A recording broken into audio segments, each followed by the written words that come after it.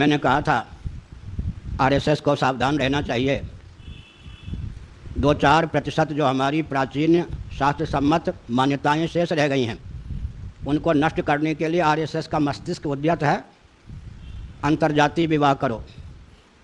वर्ण संकरता हमारे यहाँ पतन का द्योतक है। अब आरएसएस पानी पीकर वर्ण संकरता का प्रचार कर रहा है। इसका अर्थ आरएसएस के मस्तिष्क से अंग्रेज बोल रहे हैं। यही अंग्रेज़ों की विशेषता है। किसके मुख से वे क्या बोल दें कुछ पता नहीं। इसके लिए अंग्रेज़ों को कुछ प्रयास करने की आवश्यकता नहीं है।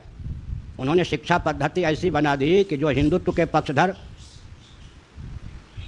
कहे जाते हैं, वैदिक कहे जाते हैं, सनातनी कहे जाते हैं, आर्य कहे जाते हैं, उनके मुख से भी अंग्रेजी ही बोलता है, क्योंकि उनका मस्तिष्क पाश्चात्य शिक्षा पद्धति के आधार पर बना है। मैंने एक दिन कहा था जिनके यहाँ छात्र धर्म का विलोप हो गया, वर्ण धर्म का विलोप हो गया, वे अंग्रेज वैकल्पिक छात्र धर्म को दृढ़तापूर्वक स्थिर रूप दे रहे हैं। तभी तो अमुक वंश का व्यक्ति राज पद प्राप्त कर सकता है, राजा हो सकता है या रानी हो सकती है। इसका मतलब क्या है? वैकल्पिक व्यवस्था को स्थिर रूप देने में अंग्रेज लगे हैं। मुसलमानों के यहाँ भी जम्मा मस्जिद में अरब राष्ट्र की परंपरा का मुसलमान नमाज अदा कर सकता है। मक्का मदीना में भी कुछ उनके नियम हैं। अन्य देशों के मुसलमान एक नंबर के मुसलमान नहीं माने जाते। हमारे यहाँ तो कोई रागत द्वेष मूलक भेद नहीं है। प्रकृति प्रदत्त सकल भेद भूमियों का सदुपयोग करता हुआ व्यक्ति निर्भेद परमात्मा को प्राप्त कर सके, इसके लिए शास्त्र सम्मत भेद को अपनाने की आवश्यकता है। लेकिन शास्त्र सम्मत भेद को मिटाने का दुर्व्यसन सामाजिक संस्थानों को कहाँ से प्राप्त है? अंग्रेज़ों की शिक्षा से प्राप्त है। तो हमारी बात को अन्यथा न लेकर आरएसएस के नेतृत्व का यह दायित्व है कि हिंदुत्व के नाम पर हिंदुत्व के मूल का उच्छेद करने का प्रयास न करे। उसकी भी लाचारी है। क्रिश्चियन तन से, कम्युनिस्ट तन से, मुस्लिम तन से भिड़ने की उसमें क्षमता नहीं है।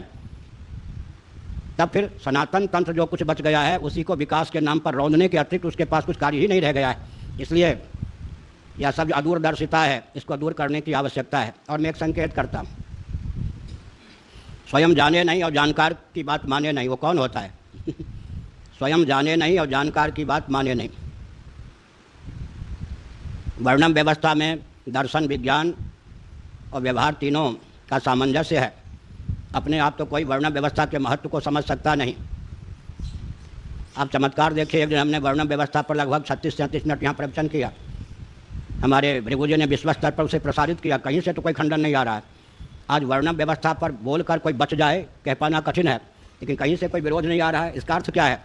दार्शनिक, वैज्ञानिक, व्यावहारिक धरातल पर इन तथ्यों को समझने की आवश्यकता है।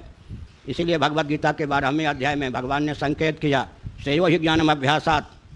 किसी वस्तु की सम्यक जानकारी प्राप्त किए बिना अधकचरी जानकारी, अधूरी जानकारी को क्रियान्वित करने की अपेक्षा सांगोपांग जानकारी प्राप्त करने की आवश्यकता है।